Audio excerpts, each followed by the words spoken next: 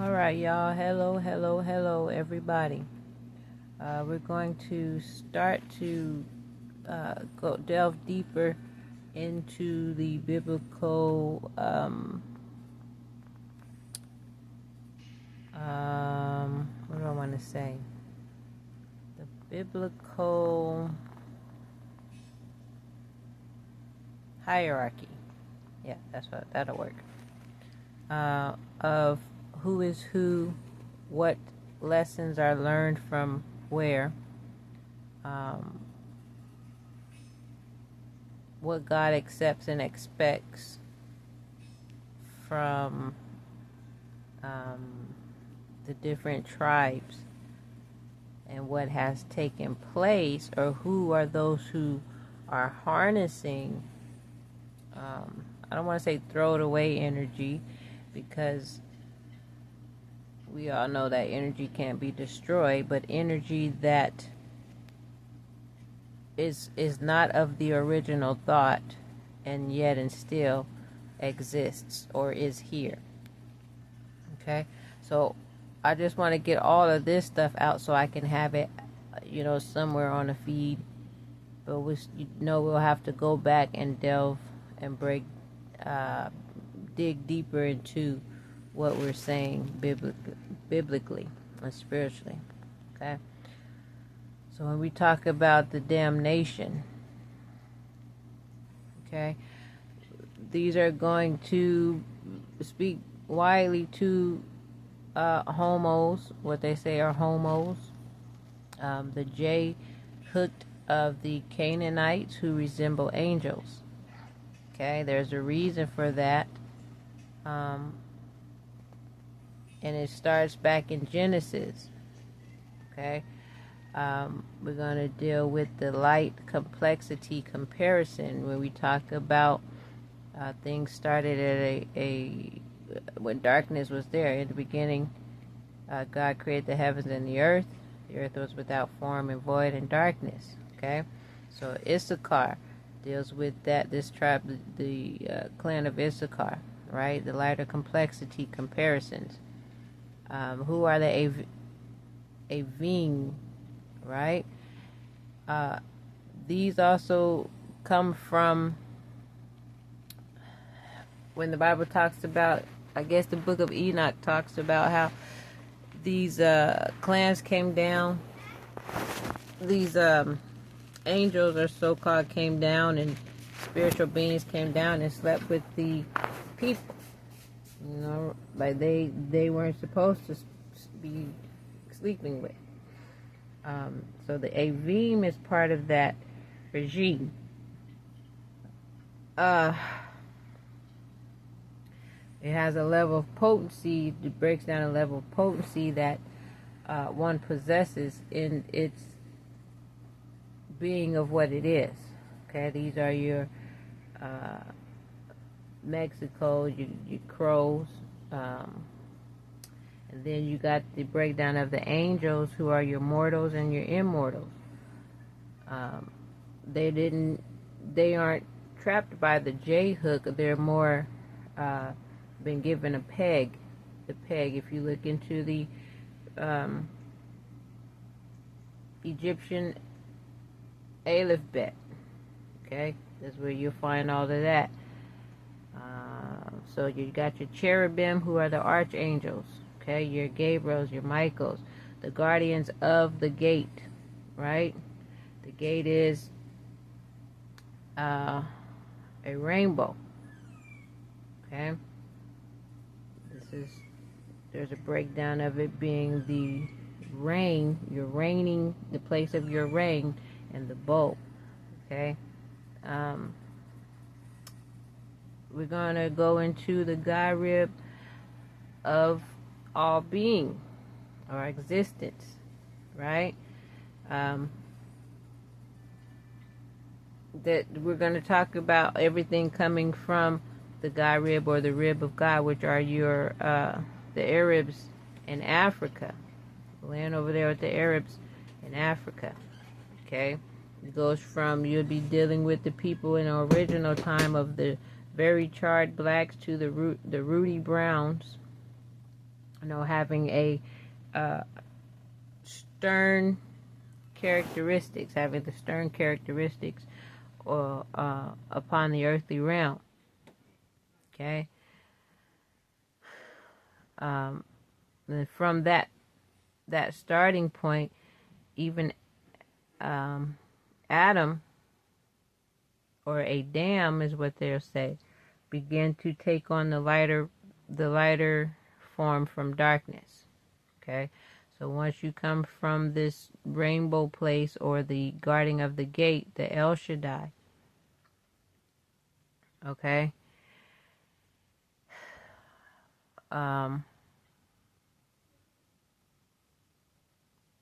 you'll begin to understand the lighter form of from darkness.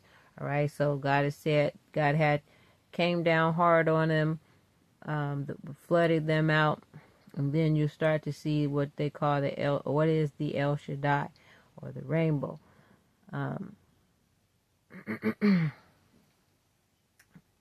So Adam represents lighter from the darkness.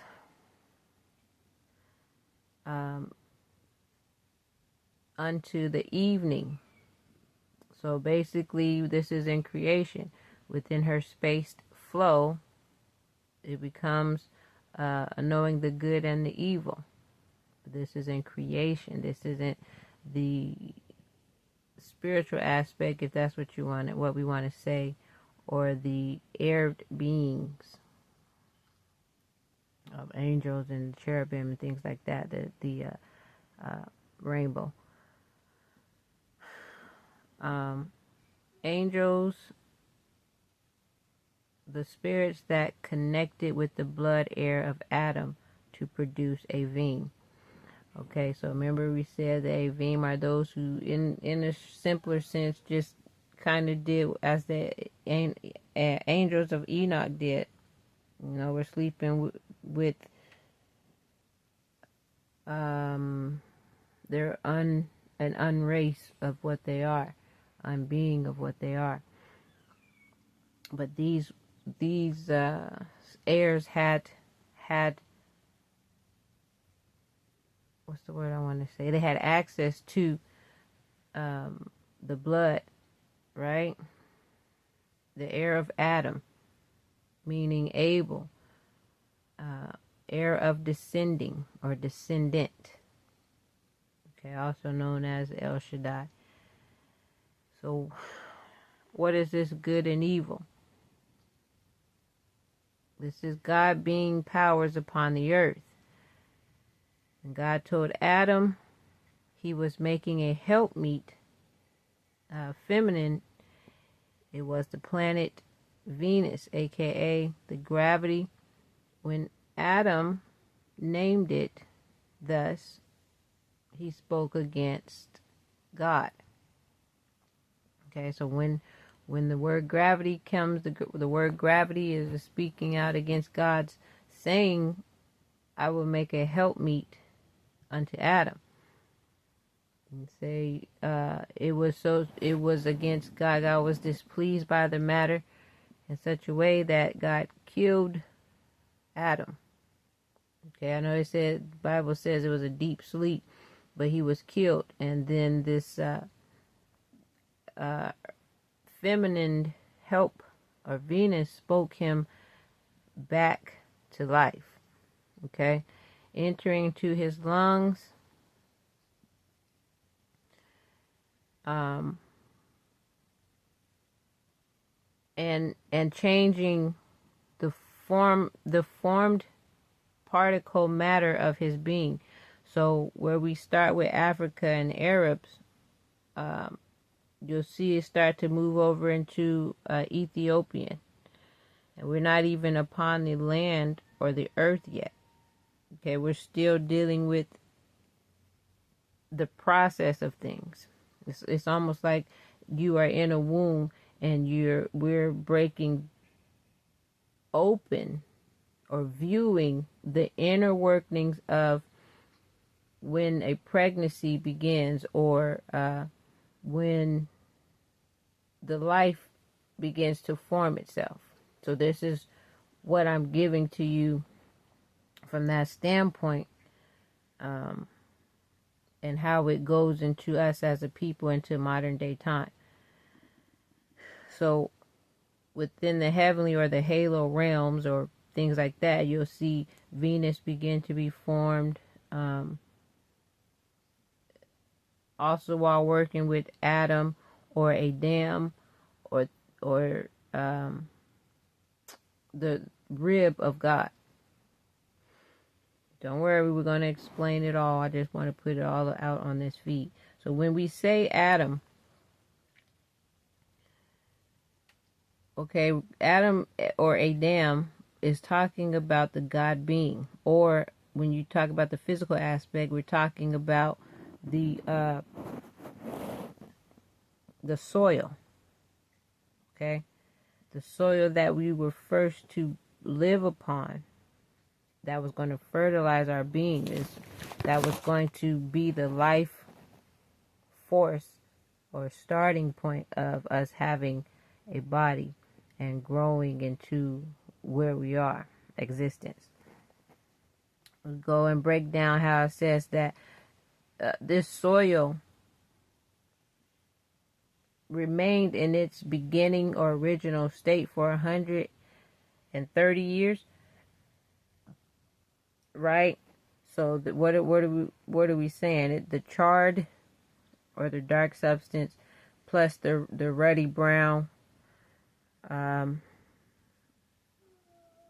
to even lighter complexities. You're dealing with having space and gravity.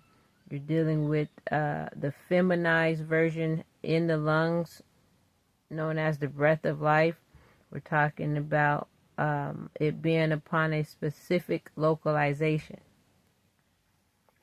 Not the earthen vessel, where they say God formed him out of the dust of the ground, but we're talking about it just becoming from this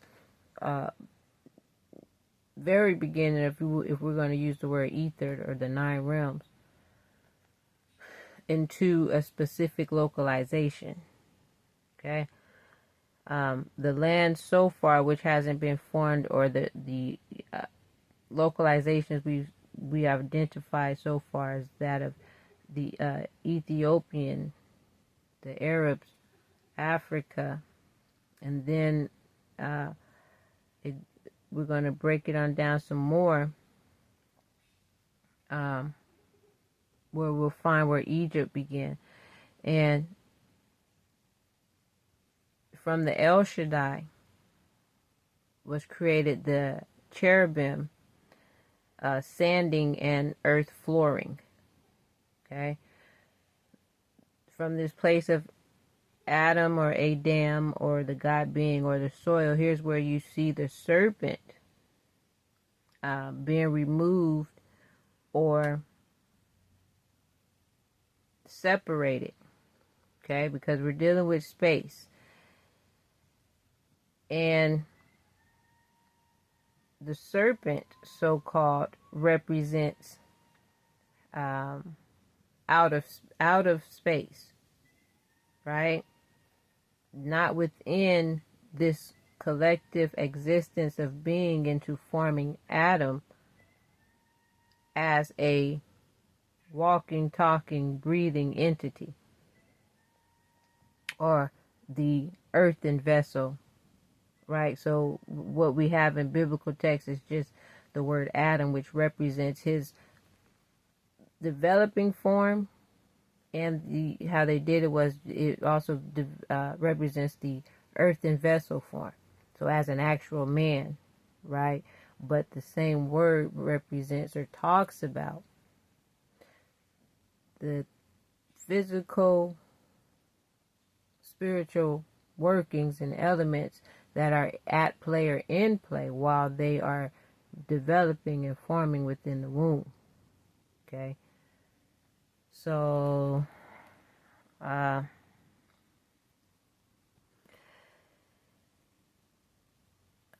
we go from there and we try to give more clarity or make it make more sense, make it make sense in a conversational avenue of biblical text or writing. So far, you understand we have to have the masculine, which is God, or you can say the black part of being. There's the feminine, who we call the Lord, or the spiritual part of being.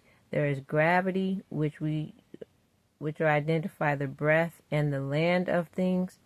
And there's space, which represents the part where God said, let us make man in our image, or it is not good that the man should be alone.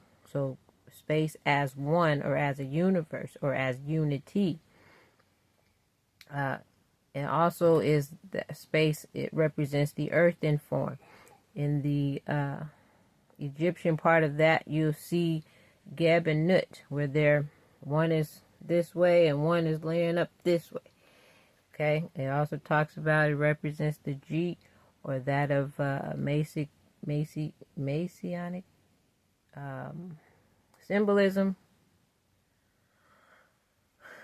But here is where, when you have these things in place, now you're starting to come closer into creating the earthen vessel, or mankind, people. Okay, and now we're dealing with a place or landing of Egypt. Okay, and here in actuality is where this place would have to been described in biblical form at the beginning, where God began speaking. Okay, so here is a God created spoke, but it's a lot of detail to go into. So the Bible's big enough, but we can go into having the understanding of all this happening at that particular time.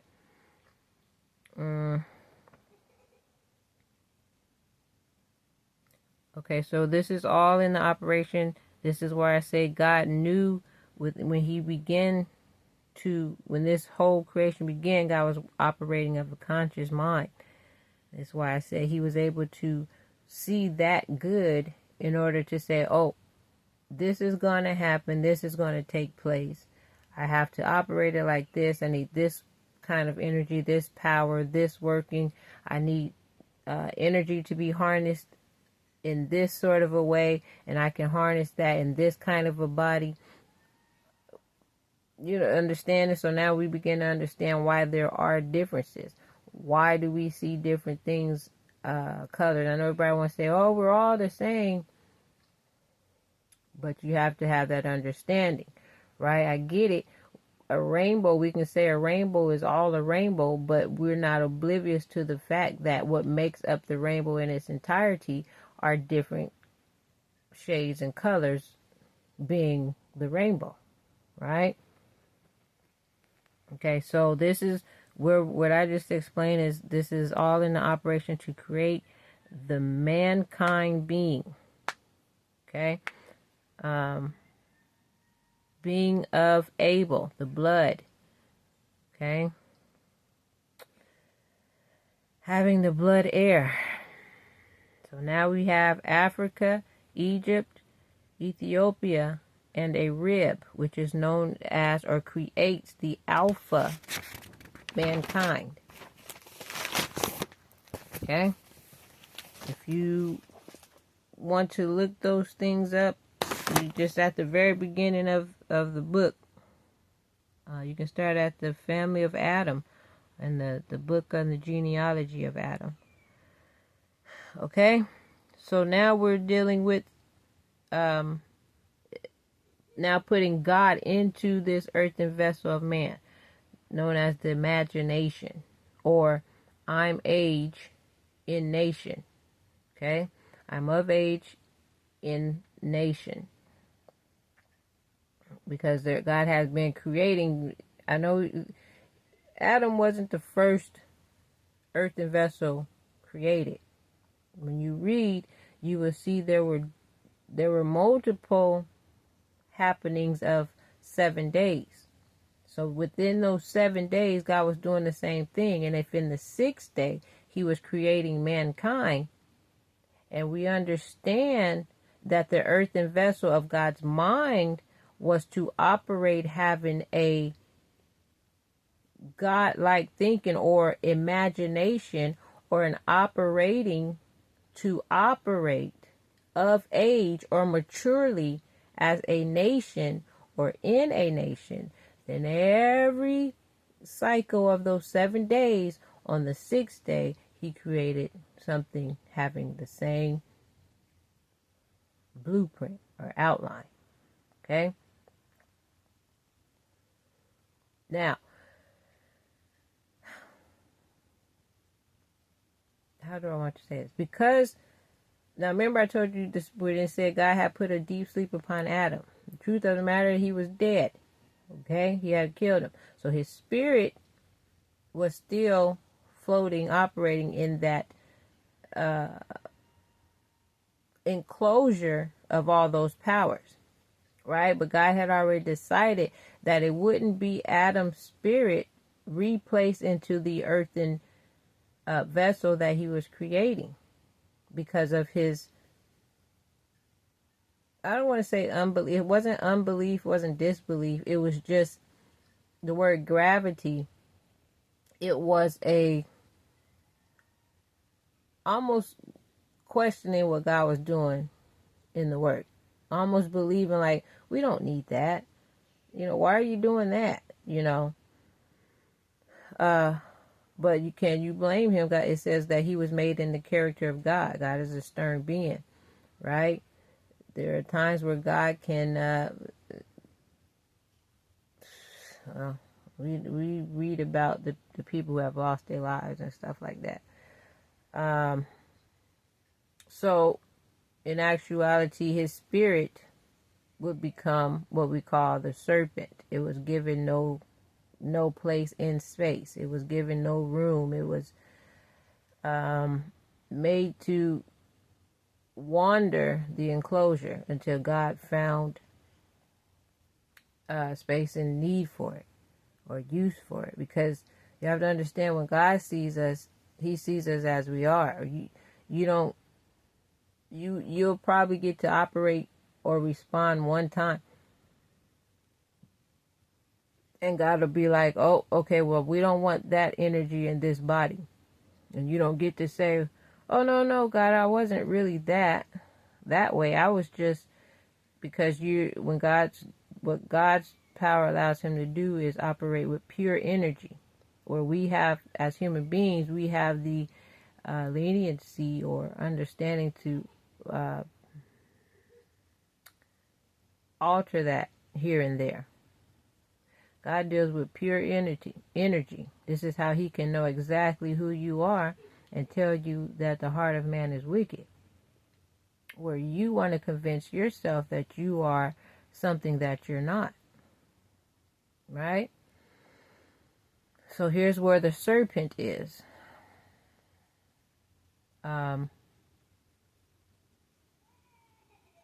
When God was trying to operate in quantity and quantity, basically, that spirit wanted to be the only thing, or wanted to make the rules and the decisions of how that would operate.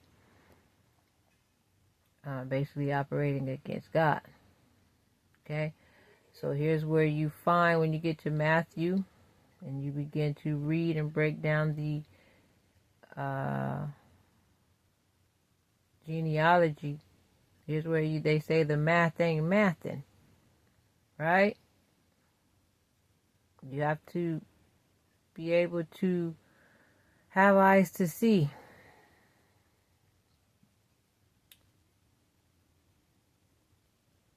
Okay? So Egypt equals earthly vessel and as a vine.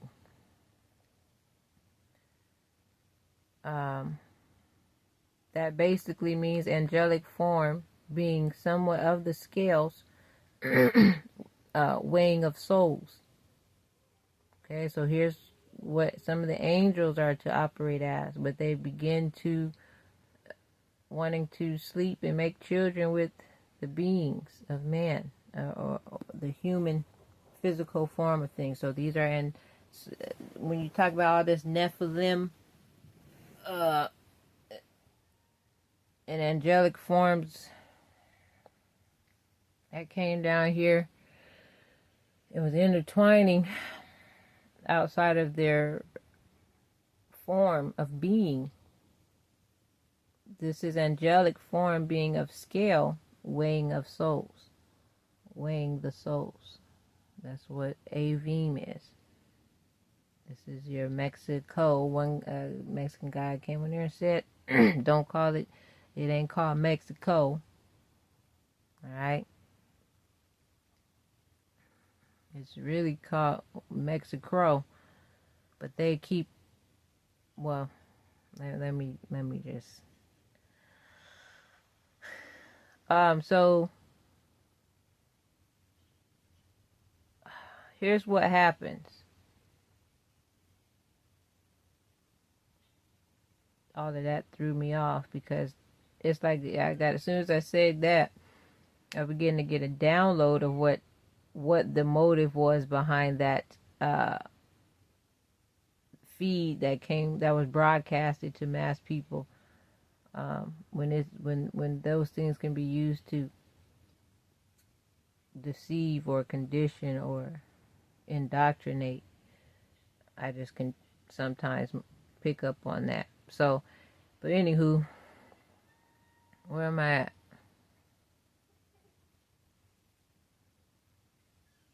Okay. Yeah, so that's the land of Mexico, where the serpent wanted to be as God, and say that he'll advance his self as the co. When God said, I want to make you a helpmeet, the mindset of the word that Adam used to call that working read that the serpent was saying, I will be my own co. I will help myself, in a sense. So that's how serpent came into play, or that energy. So here's the reality. Afro-Negro American folks, I know we like to start at Adam and say he was the creator, he is the first man, but the first of mankind, of our being, is actually Seth. Right? This is the one who bodied the blood of Abel, and thus heired of El Shaddai. This is the one who, after the being taken out of the original thought of God, because he gave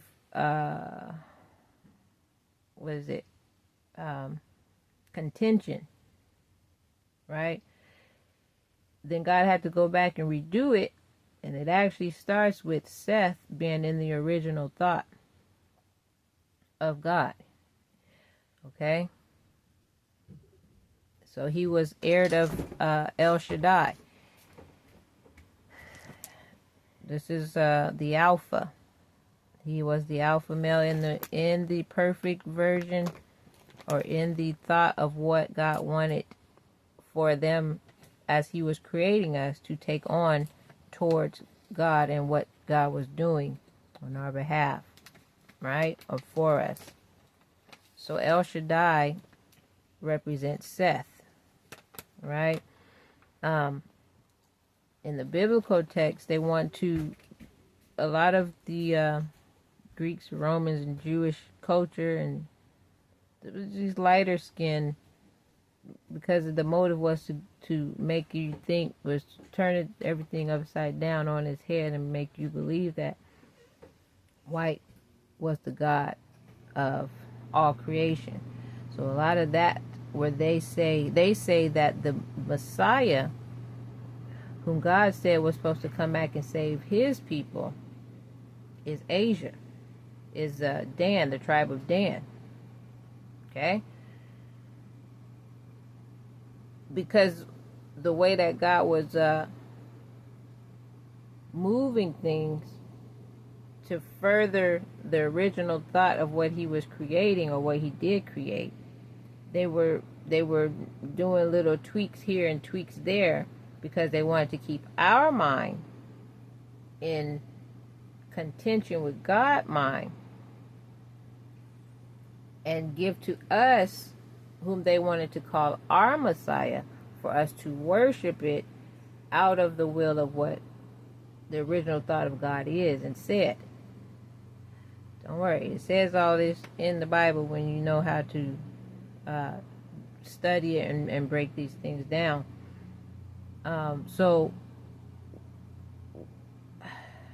Seth produced Enosh, or Enos. Okay, the Hebrew says Enos, which represents, aka, a breath or a deep taking in of life, or one grateful of life, known as an honoree of living. Okay, because again, we go back to Adam. Adam didn't operate first, of the spirit of the power that he contained as an honoree of living. God put a deep sleep upon him, if that's how they worded it. But the true honoree of life, or enjoying life, of living, it becomes from Seth. Starts with Seth. Okay. So it says that soil that I had mentioned a while ago, he found the joy and all the thing in the soil of his being. Now you got to understand that it says the soil remained in its original state for 130 years, but then after that, when God began to be able to mold it and form it in the way of the original thought, the total of number of years that the soil alive or sustained, the sustainer of life, was 930 years. This is how come Native Afro Negro American folks, we need our own land. Right? Because it biblically is talking about our interaction with the soil gives us a level of energy that helps us to operate as one grateful of life. Right? Otherwise, we're going to be in the same loop of doing what Adam did. Feeling that it is unnecessary to have things that God has already ordained and said that is necessary for us to have to experience life and life more abundantly. That is what's happening. Okay?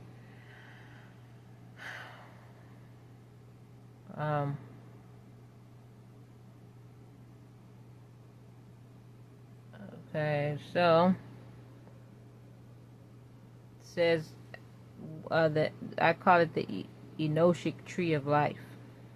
Okay, it says Enos was 105. Did 105 years being grateful, so now it proved to God that this soil, this formation of power and energy that we were at this moment and stage, was able to sustain life long term. 105 years that Enos lived in it, keeping to the energy of being grateful of life. We're most of the time made to be suppressed and oppressed and down and out, right? When it says that life is a gift, it's because our minds have been made to think like the serpent, right? And to operate in a system where math ain't mathin'. And to believe that instead of us using our imagination, they want us to believe that I'm a G in a shun. Right? If you believe that you're G'd up in a shun, it's no wonder why you believe that killing, stealing, and destroying is the most popular, fun way to be.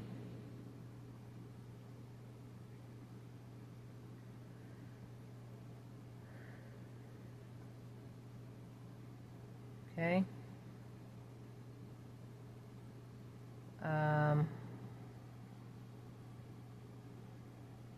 This is our Enochic tree of life, right? So you start to understand who Canaan is, or Kenan.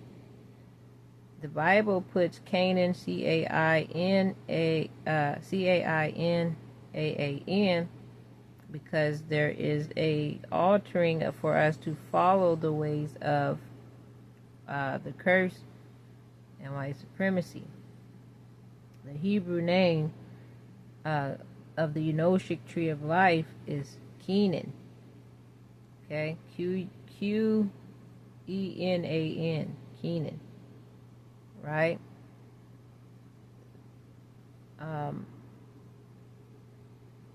Because from having and I'm running out of time here, from having found